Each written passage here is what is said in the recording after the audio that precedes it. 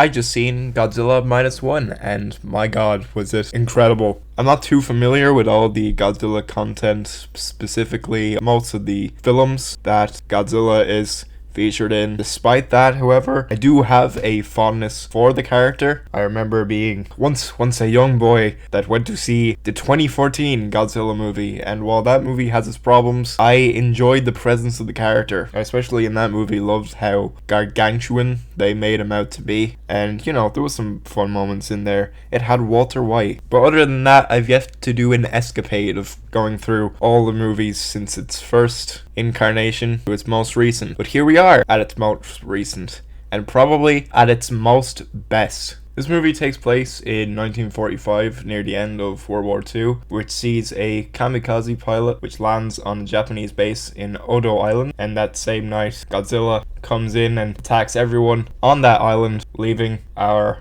kamikaze pilot be the last one alive, along with only one mechanic. And the rest of the movie essentially follows this character going through the trauma of letting all these people die, not just on the island, but probably during the war as well. I won't get into too heavy spoilers, but there's a clear tie between Godzilla's presence in the movie causing this guy to just have this post-war trauma and a severe case of PTSD. The actor who plays the main character in the movie, Ryunosuke Kamiki, I probably absolutely butchered that. You are welcome to tell me in the comments. But he puts in a really fantastic performance in this movie. He's truly able to convey this PTSD-ridden man who is truly broken after the horrific events that he has witnessed. Not even just from the war, but the devastating damage that Godzilla causes in the movie. That's one theme specifically in the movie, but there's a big anti-government theme, which is also welcome. But it's not even just for the one, it's clearly against both Japanese government and the US government, and how they essentially handled the war at the time, and how the aftermath of the devastating effects of it are basically led the surviving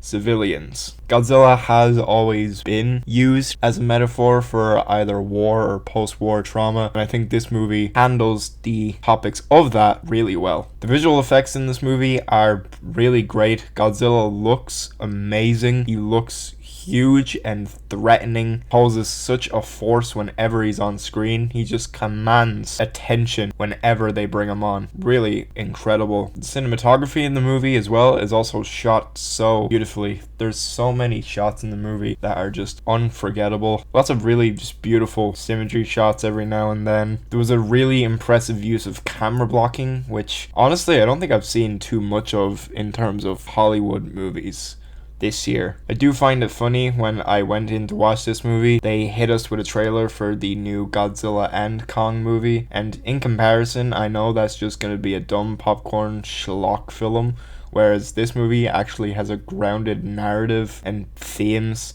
that doesn't just make you watch a monster movie, but it also makes you think at the same time. The third act in this movie is honestly amazing. The way they are trying to vanquish Godzilla is a really interesting concept that I haven't seen before, and when it's executed on screen, everything just really comes together in a good way. And whether they do vanquish Godzilla or not, I'm not going to say in this video because I don't want to get into spoilers, like I said. I really appreciated that this movie was able to handle the human characters and human storylines really well. It seems that with these Hollywood Godzilla movies and the current monsterverse that we are going through, whenever they tried to do the human storylines, they just are completely boring and one note. This movie really makes you care about all of the characters in it, and it was so impressive to see how well the writing was, how they made every character just feel real and sympathetic. So many people had many dynamics going on. You didn't really want to see anyone die in this movie. You cared about people in it. This was honestly astonishing from start to finish. I was completely hooked watching this, and I was on the edge of my seat at times. I would say it's absolutely worth seeing in the theater. I don't know if this will happen internationally, but in Japan, they're apparently planning to re-release it in monochrome black and white. And from the trailer alone, it looked just as beautiful as the original movie does. I'm giving Godzilla Minus One 5 stars. As the year comes to an end, it is definitely one of the best. It absolutely deserves your attention. If you love monster movies, if you love the kaiju craze, and at the same time you want a story